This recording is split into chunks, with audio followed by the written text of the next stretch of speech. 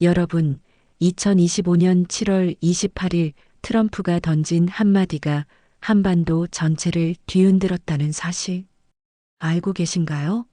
미국은 한반도를 반드시 보호할 것입니다라는 이 발언 뒤에 숨겨진 충격적인 진실을 오늘 여러분께 낱낱이 파헤쳐 보여드리겠습니다. 지금까지 언론에서 절대 다루지 않았던 국제 정치의 속살을 직접 확인해 보시죠. 영상 시작하기 전에 좋아요와 구독, 그리고 알림 설정까지 눌러주시면 매일 새로운 영상을 놓치지 않고 보실 수 있어서 정말 큰 힘이 됩니다. 2025년 7월 말, 정확히는 7월 28일이었습니다. 그날 도널드 트럼프 전 미국 대통령이 플로리다 마라라고에서 가진 언론 인터뷰는 처음에는 평범해 보였습니다. 하지만 인터뷰가 진행되면서 그가 던진 한마디가 한반도 전체를 술렁이게 만들었죠. 미국은 한반도를 반드시 보호할 것입니다. 이 발언을 들은 순간 저는 뭔가 이상하다는 느낌을 받았습니다. 왜냐하면 트럼프는 평소에 보호라는 단어를 함부로 사용하지 않는 인물이거든요. 그는 모든 것을 거래의 관점에서 바라보는 사업가 출신입니다. 그런 그가 갑자기 반드시 보호하겠다고 말한다는 것은 분명히 다른 의미가 있다는 뜻이었습니다. 더욱 흥미로운 건 그 발언의 맥락이었습니다. 인터뷰어가 주한미군 주둔 비용에 대해 질문했을 때 트럼프는 잠시 말을 멈췄습니다. 그리고 나서 보호는 다양한 형태로 이루어질 수 있다는 애매한 답변을 덧붙였죠. 이때부터 저는 확신했습니다. 이 발언 뒤에는 분명히 더 큰 그림이 있다고 말이죠. 국제 정치에서 보호라는 단어는 참 복잡한 의미를 가지고 있습니다.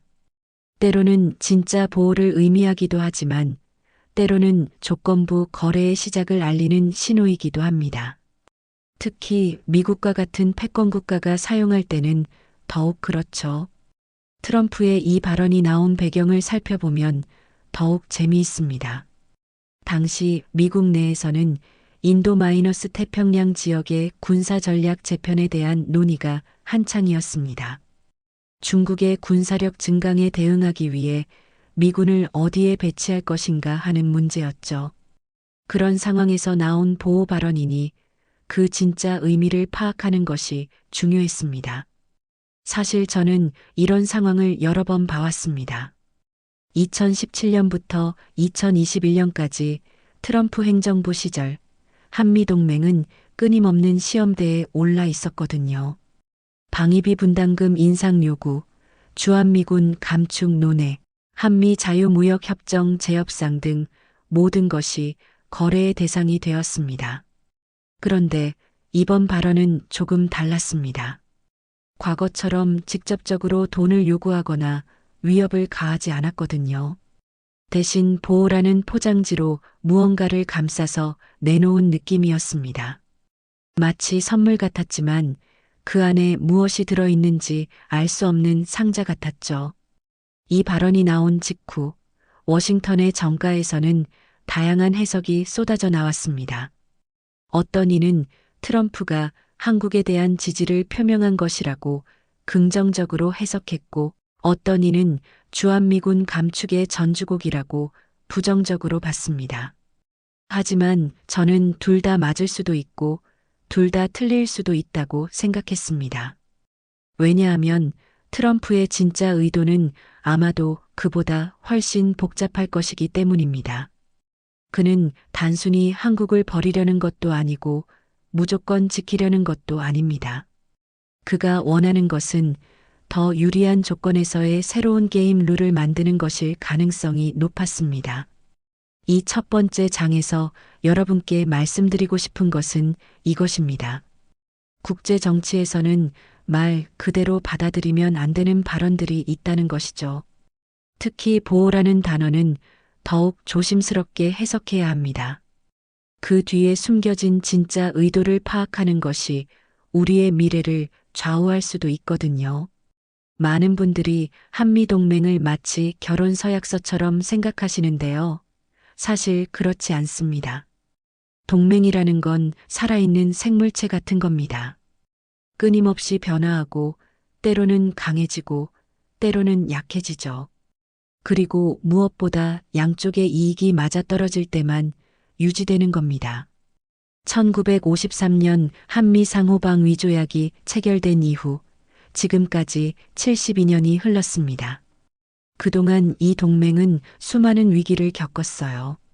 1970년대 닉슨 독트린 때는 주한미군 일부가 철수했고 1980년대에는 한국의 민주화 과정에서 미국의 역할을 둘러싸고 갈등이 있었습니다. 1990년대에는 북핵 위기로 동맹의 의미가 재정이 되었죠. 하지만 가장 큰 변화는 2000년대 들어서부터였습니다. 중국의 부상이라는 새로운 변수가 등장하면서 한미동맹의 성격 자체가 바뀌기 시작했거든요. 더 이상 단순히 북한만을 상대하는 동맹이 아니라 중국을 견제하는 광역 전략의 일환으로 변모한 겁니다. 트럼프가 처음 대통령이 되었던 2017년, 저는 워싱턴에서 직접 이런 변화를 목격했습니다. 트럼프 행정부는 기존의 동맹 개념을 완전히 뒤바꿔 놓았어요. 우리가 당신들을 보호해 주니까 그에 상응하는 대가를 치르라는 식의 접근법이었죠. 이건 기존의 동맹 논리와는 완전히 달랐습니다. 전통적으로 미국은 동맹을 공공재로 여겨왔습니다. 즉, 자신들의 패권 유지를 위해 필요한 투자라고 본 거죠. 하지만 트럼프는 이를 서비스업으로 봤습니다. 보안 서비스를 제공하니까 그에 맞는 수수료를 받겠다는 논리였어요. 이런 관점의 변화가 가져온 결과는 상당했습니다. 한국은 방위비 분담금을 대폭 인상해야 했고, 일본 역시 비슷한 압박을 받았죠. 그런데 여기서 재미있는 점은 이런 압박이 오히려 동맹을 더 강화시키는 결과를 낳기도 했다는 겁니다. 왜냐하면 한국과 일본이 더 많은 돈을 내면서 동시에 더 많은 발언권을 요구하게 되었거든요. 예전에는 미국이 일방적으로 결정하고 우리가 따라가는 구조였다면 이제는 우리가 돈을 내는데 왜 우리 의견은 듣지 않느냐는 식으로 바뀐 거예요. 특히 흥미로운 건 주한미군의 역할 변화였습니다. 예전에는 주로 휴전선 방어가 주임무였다면 이제는 중국 견제, 인도- 태평양 전략의 거점, 일본과의 삼각 동맹 구조 등 훨씬 복합적인 역할을 하게 되었죠. 그러다 보니 주한미군의 가치도 덩달아 올라갔습니다. 하지만 동시에 새로운 문제도 생겼어요. 미국 입장에서는 중국과의 경쟁이 치열해지면서 군사 자원을 어디에 집중할 것인가 하는 선택의 문제에 직면하게 된 겁니다. 한반도도 중요하지만 대만 해협도 중요하고 남중국해도 중요하고 인도 국경도 중요하니까요. 이런 상황에서 트럼프의 보호 발언을 해석해 보면 그가 말하는 보호는 예전과 같은 무조건적 보호가 아님을 알 수 있습니다. 조건부 보호, 선택적 보호, 때로는 거리를 두는 보호일 수도 있다는 거죠. 실제로 미국의 군사 전략가들 사이에서는 동맹 포트폴리오 다변화라는 말이 자주 나옵니다. 쉽게 말해서 모든 달걀을 한 바구니에 담지 말고 여러 바구니에 나눠 담자는 얘기예요. 한국에만 의존하지 말고 일본, 호주, 인도, 필리핀 등 여러 나라와 관계를 강화해서 리스크를 분산시키자는 겁니다. 이런 맥락에서 보면 트럼프의 발언은 오히려 한국에게 더 많은 역할을 요구하는 신호일 수도 있습니다. 우리가 당신들을 보호해 줄 테니까 당신들도 이 지역의 안정을 위해 더 많은 책임을 져라는 식으로 말이죠. 결국 중요한 건 이겁니다. 동맹은 종이에 적힌 조약이 아니라 매 순간 재협상되는 살아있는 관계라는 것이요.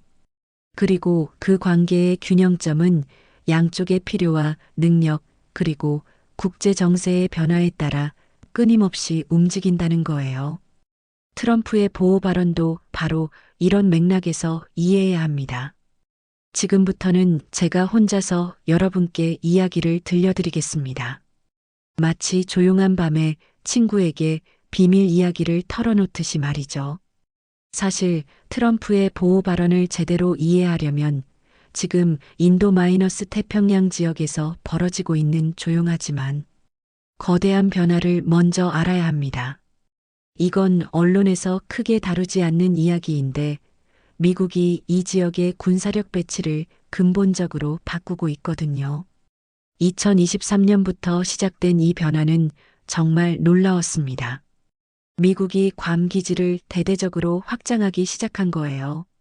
괌은 한반도에서 3,200km 떨어진 곳이지만 중국 본토와 대만을 동시에 견제할 수 있는 전략적 요충지입니다. 그런데 여기에 최신의 B-21 스텔스 폭격기와 SM-6 미사일 시스템을 배치하기 시작했어요. 더 흥미로운 건 필리핀과의 관계 변화였습니다. 마르코스 대통령이 집권한 이후 필리핀은 미국과의 군사 협력을 급속도로 확대했거든요. 특히 루손섬 북부에 새로운 미군 기지 4개를 추가로 개방했는데 이 위치가 절묘합니다. 대만 해협에서 불과 400km 밖에 떨어져 있지 않거든요. 호주도 마찬가지였습니다.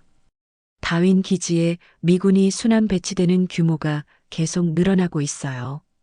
처음에는 2,500명 정도였는데 지금은 6,000명을 넘어섰습니다. 그리고 여기에 HIMARS 다연장 로켓과 패트리어트 미사일까지 배치했죠. 이런 변화들을 지켜보면서 저는 한 가지 패턴을 발견했습니다. 미국이 중국을 직접 겨냥할 수 있는 위치에 군사력을 집중시키고 있다는 거예요. 그런데 한반도는 이런 직접적인 대중 견제에서는 조금 애매한 위치에 있습니다. 물론 한반도도 여전히 중요합니다. 중국의 동진을 막는 첫 번째 방어선이니까요. 하지만 실제 충돌이 벌어질 가능성이 높은 곳은 대만 해협이나 남중국해입니다.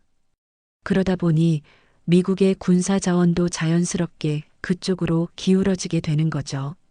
실제로 제가 확인한 자료에 따르면 2024년 한 해 동안 주한미군이 역외 훈련에 참가한 횟수가 전년 대비 40%나 늘어났습니다. 괌에서 하는 발리안트 실드 훈련, 호주에서 하는 탈리스만 세이버 훈련, 필리핀에서 하는 발리카탄 훈련 등등 정말 많았어요. 이게 뭘 의미하느냐 하면 주한미군이 점점 한반도를 벗어나는 시간이 많아지고 있다는 겁니다. 물론 훈련이니까 다시 돌아오지만 그 과정에서 자연스럽게 역량이 분산되죠. 그리고 미군 장병들도 한반도보다는 더 넓은 인도 마이너스 태평양 지역에서의 임무에 익숙해지게 됩니다. 더욱 주목할 만한 건 장비의 변화였습니다. 예전에 주한미군은 주로 지상전에 특화된 장비들을 많이 가지고 있었어요. 에미레이 전차, 브래들리, 장갑차, 아파치 헬기 같은 것들 말이죠. 하지만 최근에는 장거리 타격 능력을 갖춘 장비들이 늘어나고 있습니다. 특히 ATACMS 미사일의 한반도 배치는 상징적인 의미가 컸습니다. 이 미사일은 300km까지 날아갈 수 있어서 북한 전체를 타격할 수 있거든요. 하지만 동시에 중국 동북부의 일부 지역도 사정권에 들어옵니다. 즉, 주한미군의 역할이 한반도 방어에서 대중견제로 확장된 거죠. 이런 변화들을 종합해보면 미국의 전략이 보입니다. 한반도를 포기하는 게 아니라 한반도를 더 큰 그림의 한 조각으로 활용하려는 거예요. 마치 바둑에서 한 집 한 집을 지키는 게 아니라 전체 세력권을 놓고 싸우는 것과 비슷합니다. 그런데 이런 전략 변화가 한국에게는 기회이자 위험이 될 수 있어요. 기회라고 하는 건 한국의 전략적 가치가 높아질 수 있다는 점입니다. 미국이 중국과 경쟁하는 과정에서 한국의 역할이 더 중요해질 수 있거든요. 하지만 위험도 있습니다. 만약 미국이 대만이나 남중국해에서 중국과 충돌하게 되면 한국도 자동으로 그 갈등에 휘말릴 수 있거든요. 그런데 그게 과연 한국의 국익에 부합하는지는 별개의 문제입니다. 트럼프의 보호 발언도 바로 이런 맥락에서 나온 것 같습니다. 한국을 보호하겠다고 하지만 그 보호의 방식과 범위는 미국의 전체 전략에 따라 결정될 거라는 뜻이죠. 더 이상 한반도만을 위한 주한미군이 아니라 인도- 태평양 전체를 위한 주한미군이 될 수 있다는 겁니다. 이제 좀 더 민감한 이야기를 해보겠습니다. 주한미군의 진짜 역할에 대한 이야기인데요. 이건 양국 정부에서도 공개적으로 말하기 꺼려하는 주제입니다. 사실 주한미군은 처음부터 단순한 방어부대가 아니었습니다. 1953년 한미상호방위조약이 체결될 때부터 미국은 이들을 동북아 전체를 관리하는 도구로 생각하고 있었거든요. 당시만 해도 중국은 경제적으로 약했고 일본은 전쟁의 상처에서 회복 중이었으니까 그럴만했죠. 하지만 지금은 상황이 완전히 달라졌습니다. 중국은 세계 두 번째 경제 대국이 되었고 일본은 여전히 강력한 경제력을 유지하고 있어요. 그런데 주한미군의 지렛대 역할은 오히려 더 복잡해졌습니다. 제가 워싱턴의 정책 담당자들과 이야기해 보면 그들은 주한미군을 마치 다기능 도구처럼 활용하고 있어요. 첫 번째는 당연히 북한 억제입니다. 이건 가장 기본적인 기능이죠. 두 번째는 중국 견제인데 이게 점점 더 중요해지고 있어요. 세 번째는 일본과의 삼각 동맹 체제 유지입니다. 그런데 여기서 정말 흥미로운 부분이 나타납니다. 주한미군이 있음으로써 미국은 한국과 일본 사이의 관계도 어느 정도 조절할 수 있거든요. 양국이 서로 너무 가까워져서 미국을 배제한 채 뭔가를 결정하는 것도 막을 수 있고 반대로 너무 멀어져서 동맹 체제가 흔들리는 것도 방지할 수 있어요. 실제로 2019년 한일 관계가 최악으로 치달았을 때를 떠올려 보세요. 일본이 한국을 화이트리스트에서 제외하고 한국이 지소미아 종료를 선언했을 때 말이죠. 그때 가장 빠르게 나선 건 미국이었습니다. 특히 주한미군 사령부와 주일미군 사령부가 양국 정부를 압박해서 관계 개선을 유도했어요. 이런 식으로 주한미군은 단순히 군사적 억지력만 제공하는 게 아니라 정치적 영향력도 행사하는 거죠. 마치 거대한 지렛대처럼 작은 힘으로도 큰 변화를 만들어낼 수 있어요. 그런데 이 지렛대는 양날의 검이기도 합니다. 미국이 원할 때는 한국을 압박하는 수단으로도 사용할 수 있거든요. 트럼프 일기 때가 대표적인 예였어요. 주한미군 철수를 거론하면서 방위비 분담금 인상을 압박했을 때 한국 정부는 어쩔 수 없이 협상 테이블에 앉아야 했습니다. 더 놀라운 건 이런 압박이 꼭 노골적으로 이루어지지 않는다는 점입니다. 때로는 아주 미묘한 방식으로 신호를 보내요. 예를 들어 주한미군의 훈련 일정을 갑자기 바꾸거나 특정 부대를 다른 지역으로 순환 배치한다거나 하는 식으로 말이죠. 제가 기억하는 가장 인상적인 사례는 2020년이었습니다. 코로나19로 전 세계가 혼란스러웠을 때 미국은 주한미군 가족들을 본국으로 대피시키는 방안을 검토한다고 발표했어요. 물론 안전상의 이유라고 했지만 그 타이밍이 절묘했습니다. 마침 한국이 중국과의 경제 협력을 확대하려던 시점이었거든요. 결국 그 계획은 실행되지 않았지만 한국 정부에게는 강력한 메시지가 되었죠. 너무 중국 쪽으로 기울면 우리도 거리를 둘 수 있다는 신호였습니다. 이런 지렛대 효과는 경제 분야에서도 나타납니다. 주한미군이 있다는 것 자체가 한미 경제 관계에도 영향을 미치거든요. 방산 협력, 기술 이전, 투자 유치 등 모든 면에서 주한미군의 존재가 배경으로 작용해요.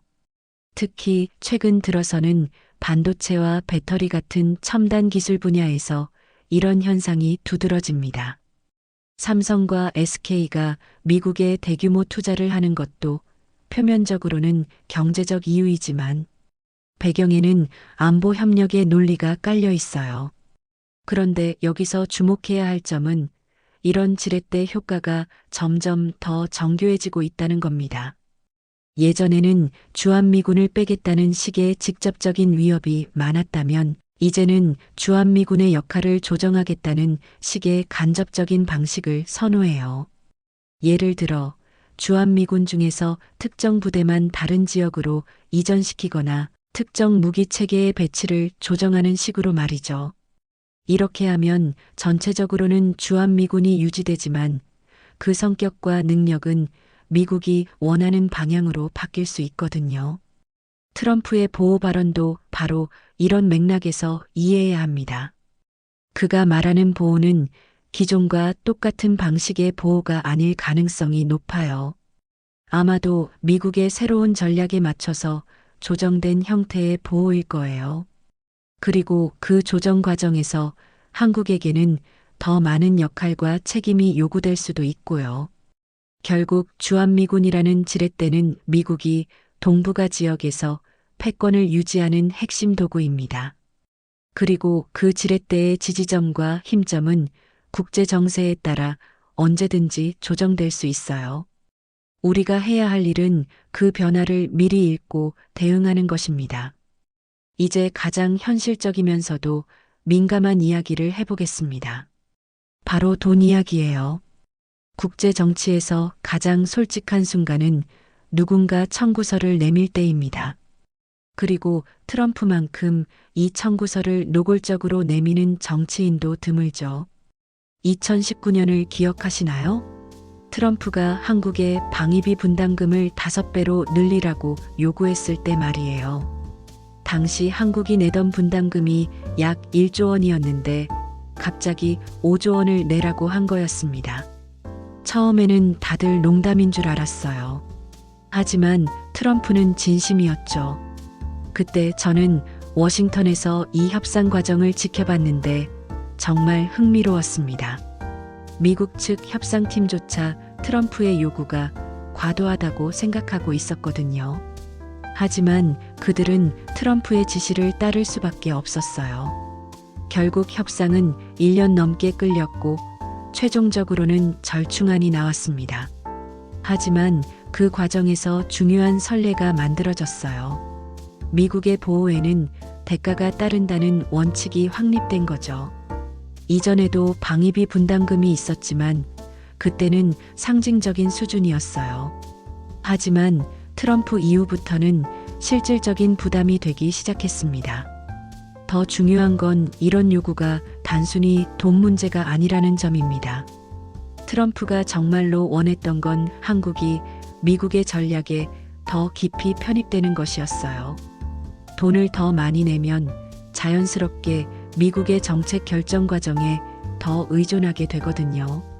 실제로 방위비 분담금이 늘어나면서 한국군의 장비 도입 과정도 바뀌었습니다. 예전에는 다양한 나라에서 무기를 수입했는데 이제는 미국산 비중이 압도적으로 늘어났어요. F-35 전투기, 패트리어트 미사일, 아파치 헬기 등등 거의 모든 주요 무기가 미국산입니다. 이게 뭘 의미하느냐 하면 한국이 군사적으로 미국에 더 종속되고 있다는 겁니다. 부품 공급, 정비, 업그레이드 모든 것을 미국에 의존해야 하니까요. 한번 이런 구조에 들어가면 빠져나오기가 매우 어려워집니다. 그런데 트럼프의 이번 보호 발언을 들으면서 저는 새로운 형태의 청구서를 예상하고 있습니다. 이번에는 단순히 돈만 요구하는 게 아니라 더 포괄적인 요구를 할 것 같아요. 첫 번째는 기술 협력입니다. 미국이 중국과의 기술 경쟁에서 우위를 유지하려면 한국의 반도체와 배터리 기술이 필요하거든요. 이미 삼성과 SK가 미국에 투자하고 있지만 아마 더 많은 기술 이전을 요구할 가능성이 높습니다. 두 번째는 대중국 정책에서의 보조 맞추기입니다. 한국이 중국과 경제적으로 밀접한 관계를 유지하면서도 동시에 미국의 대중 견제에 협력하라는 요구를 받을 거예요. 이건 정말 어려운 줄타기입니다. 세 번째는 영내 안보 역할 확대입니다. 한국이 한반도를 넘어서 인도-태평양 지역의 안보에도 기여하라는 요구를 받을 가능성이 있어요. 이미 한국이 호주, 인도 등과 안보 협력을 확대하고 있는데 이런 움직임이 더 가속화될 것 같습니다. 네 번째는 국제기구에서의 협력입니다. UN, WTO, G20 등에서 미국의 입장을 지지하라는 압박을 받을 수 있어요. 특히 중국과 관련된 이슈에서는 더욱 그렇죠. 이런 요구들의 공통점은 모두 한국의 전략적 자율성을 제약한다는 겁니다. 미국의 보호를 받는 대신 미국의 전략에 더 깊이 편입되라는 거예요. 이게 바로 청구서의 정치학입니다. 하지만 여기서 흥미로운 점은 이런 요구가 반드시 한국에게 손해만은 아니라는 겁니다. 미국과 더 밀접하게 협력하면서 얻을 수 있는 이익도 분명히 있거든요. 기술 혁신, 시장 접근, 투자 유치 등에서 도움을 받을 수 있어요. 문제는 그 대가가 점점 커지고 있다는 점입니다. 그리고 한번 지불하기 시작하면 계속해서 더 많은 것을 요구받게 된다는 거예요. 마치 보험료처럼 매번 갱신할 때마다 조금씩 오르는 것과 비슷합니다. 트럼프의 보호 발언도 바로 이런 맥락에서 봐야 합니다. 그가 정말로 말하고 싶었던 건 우리가 당신들을 보호해 줄 테니까 그에 상응하는 새로운 청구서를 준비하라는 메시지일 가능성이 높아요. 그리고 이번 청구서는 이전보다 훨씬 더 포괄적이고 전략적일 거예요. 단순히 돈만 내라는 게 아니라 한국의 국가 전략 전체를 미국의 그것과 일치시키라는 요구가 될 수도 있어요. 결국 우리가 직면한 건 선택의 문제입니다. 미국의 청구서를 받아들이고 더 깊은 협력 관계로 들어갈 것인가, 아니면 어느 정도 거리를 두면서 독자적인 길을 갈 것인가. 두 선택 모두 각각의 위험과 기회를 가지고 있어요. 중요한 건 그 선택을 할 때 정확한 비용과 편익을 계산하는 것입니다. 이제 정말 핵심적인 문제를 다뤄보겠습니다. 한국이 지금 서 있는 자리가 얼마나 미묘하고 위험한지에 대한 이야기예요. 국제 정치에서는 때로 모든 나라가 한순간에 자신의 진짜 정체성을 드러내야 하는 순간이 있습니다. 그런 순간을 저는 충성도 테스트라고 부르거든요. 2024년 하반기부터 이런 테스트가 본격적으로 시작됐다고 봅니다. 첫 번째 시험지는 대만 문제였어요. 중국이 대만 주변에서 군사훈련을 대폭 늘리면서 미국은 동맹국들에게 입장을 분명히 하라고 압박하기 시작했습니다. 한국 정부는 이때 정말 어려운 선택에 직면했어요. 너무 강하게 대만을 지지하면 중국이 경제 보복을 할 수 있고, 반대로 너무 애매하게 나오면 미국이 실망할 수 있으니까요. 결국 한국은 평화적 해결을 지지한다는 원론적인 입장을 발표했지만 이게 과연 미국이 원하는 답이었을까요? 두 번째 시험지는 반도체 수출 통제였습니다. 미국이 중국으로의 첨단 반도체 수출을 더욱 강화하면서 한국 기업들도 그 영향을 받게 되었어요. 삼성과 SK 하이닉스가 중국 시장에서 철수하라는 압박을 받기 시작한 거죠. 이건 정말 큰 문제였습니다. 중국은 한국 반도체 기업들에게 가장 큰 시장 중 하나거든요. 만약 여기서 완전히 철수하면 수조 원의 손실이 발생할 수 있어요. 하지만 미국의 요구를 거부하면 미국 시장에서 불이익을 받을 수도 있고요. 세 번째 시험지는 군사협력의 범위였습니다. 미국이 한국에게 인도-태평양 지역의 안보 활동에 더 적극적으로 참여하라고 요구하기 시작했어요. 구체적으로는 남중국해 순찰, 대만 해협 모니터링, 호주와의 합동 훈련 확대 등이었습니다. 이런 요구들을 받으면서 한국 정부는 계속 딜레마에 빠졌어요. 미국의 요구를 다 들어주면 중국과의 관계가 돌이킬 수 없을 정도로 악화될 수 있고, 반대로 거부하면 한미동맹 자체가 흔들릴 수 있으니까요. 그런데 여기서 주목해야 할 점은 이런 충성도 테스트가 점점 더 구체적이고 즉각적인 대답을 요구하고 있다는 겁니다. 예전에는 우리는 자유민주주의 진영이다라는 추상적인 표현으로도 충분했어요. 하지만 이제는 내일까지 결정해서 알려달라는 식의 압박을 받고 있습니다. 특히 흥미로운 건 이런 테스트가 단계적으로 진행되고 있다는 점입니다. 처음에는 상징적인 수준에서 시작해서 점차 실질적인 이익이 걸린 문제로 발전하고 있어요. 마치 시험 문제의 난이도가 점점 올라가는 것과 같습니다. 예를 들어, 처음에는 중국의 인권 문제에 대해 어떻게 생각하느냐는 식의 질문이었어요. 이건 상대적으로 답하기 쉽죠. 하지만 이제는 중국 기업과의 계약을 해지하고 미국 기업으로 바꿀 것인가라는 식의 구체적인 선택을 요구받고 있습니다. 더 놀라운 건 이런 테스트가 한국만 받는 게 아니라는 점입니다. 일본, 호주, 필리핀, 심지어 인도까지 모든 미국의 파트너들이 비슷한 압박을 받고 있어요. 마치 미국이 진짜 동맹과 가짜 동맹을 구분하려는 것 같습니다. 이 과정에서 가장 인상적이었던 건 각국의 반응이었어요. 호주는 비교적 빠르게 미국 편을 선택했습니다. 중국과의 경제 관계가 큰 타격을 받더라도 장기적으로는 미국과 함께 가는 게 낫다고 판단한 거죠.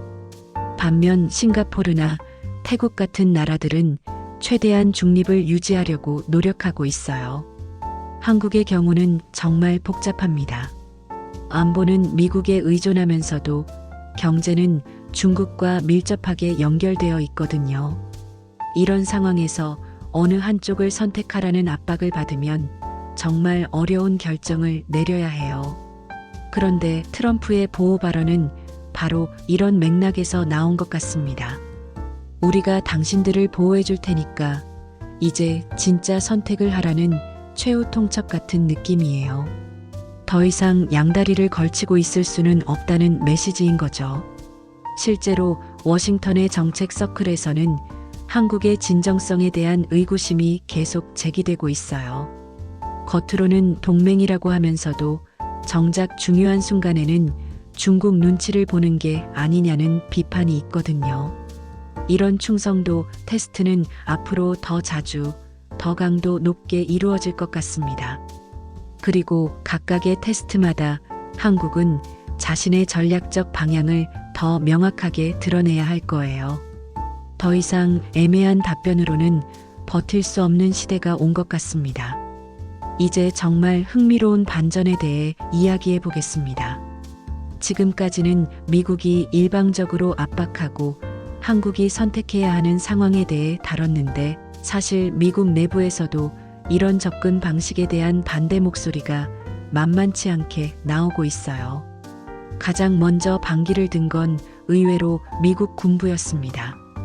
펜타곤 내부에서는 주한미군 감축이나 동맹 약화가 오히려 중국에게 기회를 줄 수 있다는 우려가 계속 제기되고 있거든요.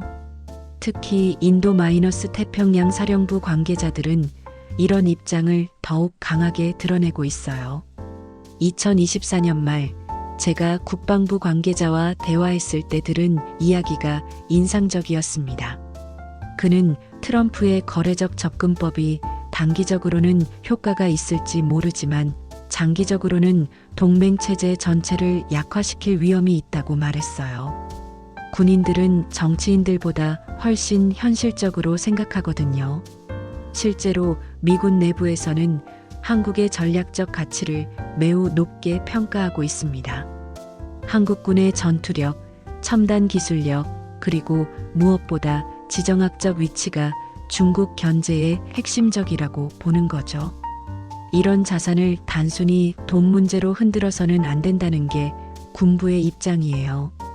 두 번째로 반대 목소리를 낸 건 공화당 내 외교정책 전문가들이었습니다. 특히 레이건 시대부터 활동해온 보수 강경파들은 트럼프의 일방주의적 접근에 대해 우려를 표명하고 있어요. 이들은 동맹은 미국 패권의 핵심 자산인데 이를 단순한 보호비 사업으로 전락시켜서는 안 된다고 주장하고 있습니다. 린제이 그레이엄 상원의원 같은 인물들이 대표적이에요. 그는 최근 한 인터뷰에서 한국과의 동맹은 미국이 아시아에서 중국을 견제하는 핵심 축이다. 이를 약화시키는 것은 중국에게 선물을 주는 것과 같다고 말했습니다. 더욱 흥미로운 건 민주당의 반응이었어요.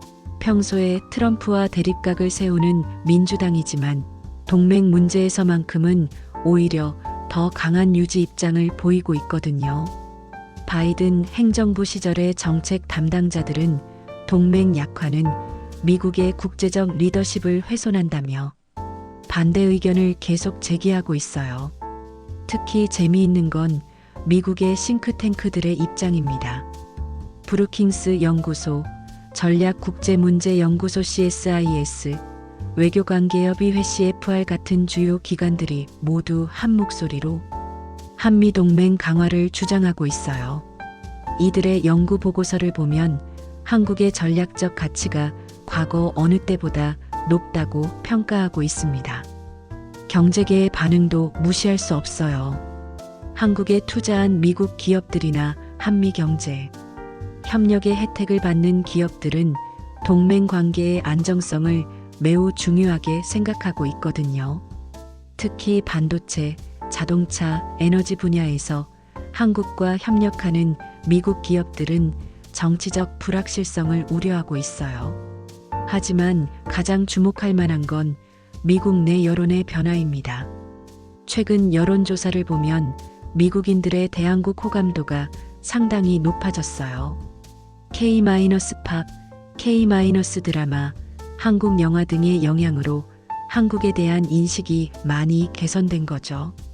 이런 문화적 친밀감이 정치적으로도 영향을 미치고 있습니다.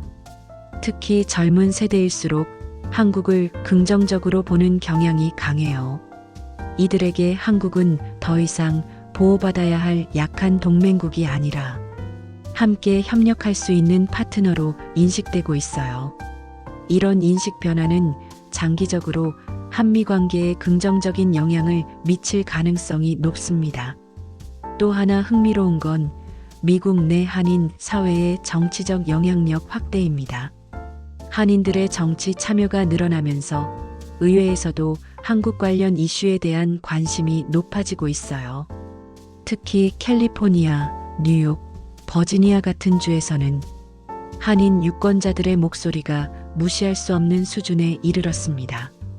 이런 다양한 반대 목소리들이 모이면서 트럼프의 일방적인 압박 정책에 대한 제동이 걸릴 가능성도 있어요. 특히 의회에서 초당적인 반대가 나온다면 트럼프도 기존 입장을 수정해야 할 수도 있거든요.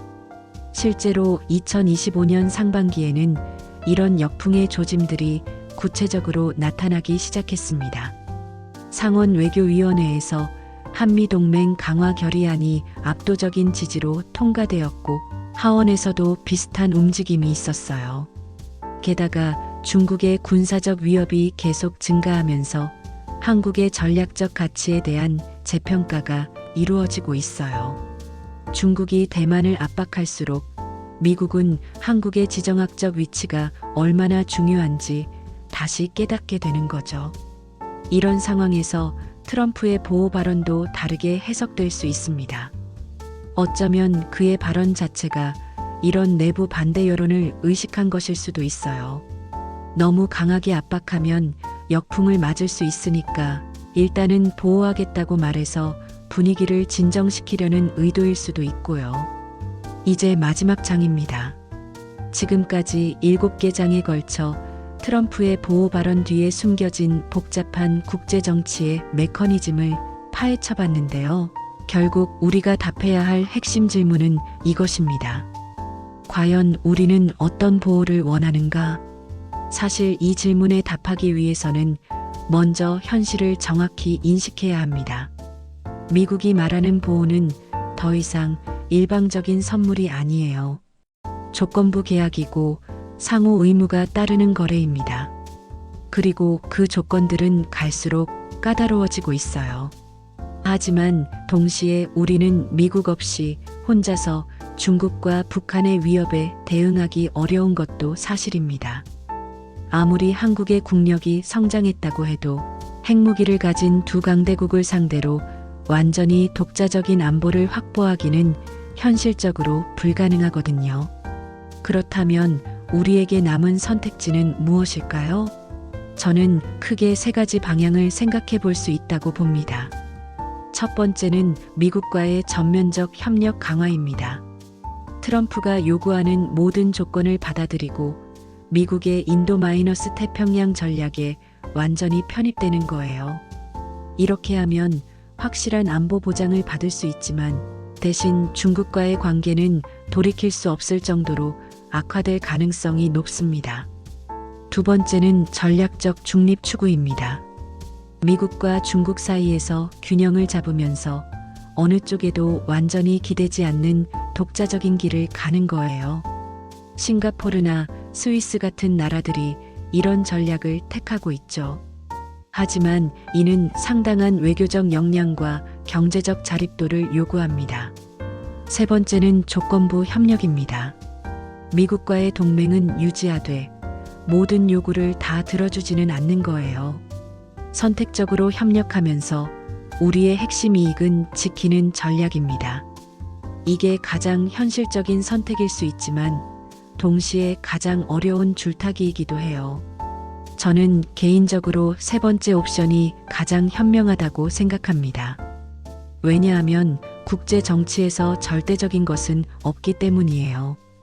오늘의 동맹이 내일의 적이 될 수도 있고 오늘의 적이 내일의 파트너가 될 수도 있거든요.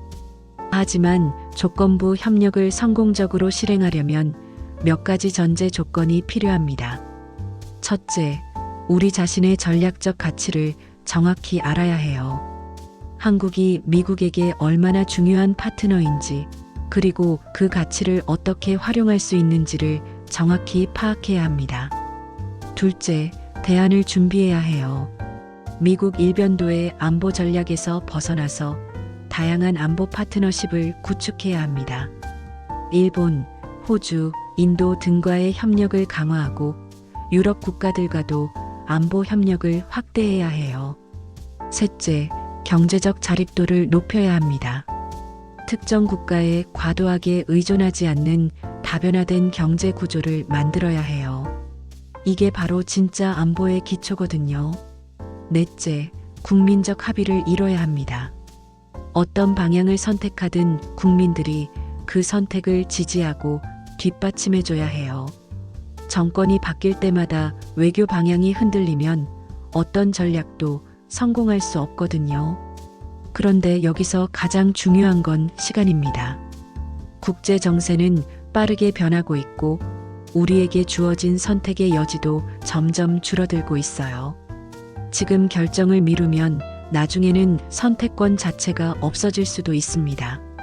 트럼프의 보호 발언은 바로 이런 긴박함을 보여주는 신호라고 봅니다.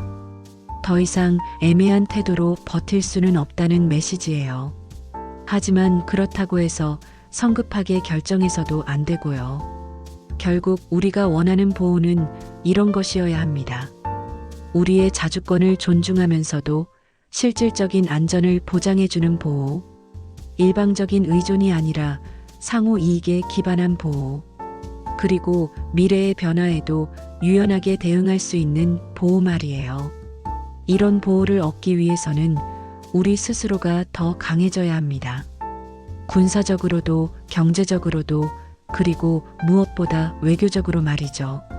강한 나라만이 진정한 의미의 동맹을 맺을 수 있거든요.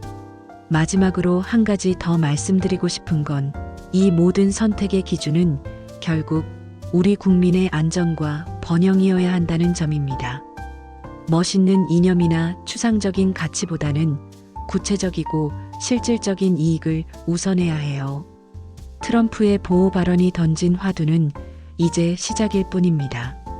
앞으로 더 많은 선택의 순간들이 우리를 기다리고 있을 거예요. 그때마다 우리는 현명하게, 그리고 우리 자신의 이익을 최우선으로 고려해서 결정해야 합니다. 그것이 바로 진정한 자주 외교의 출발점이니까요. 여러분, 오늘 이 사연 어떠셨나요? 트럼프의 보호 발언 뒤에 숨겨진 이런 복잡한 국제정치의 실상을 알고 나니 뉴스를 보는 눈이 완전히 달라지셨을 거예요. 앞으로도 계속 이런 깊이 있고 흥미진진한 사연들로 여러분의 호기심을 채워드리도록 하겠습니다.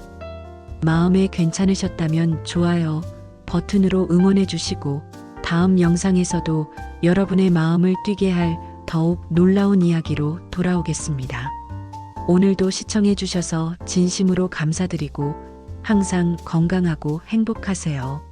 감사합니다.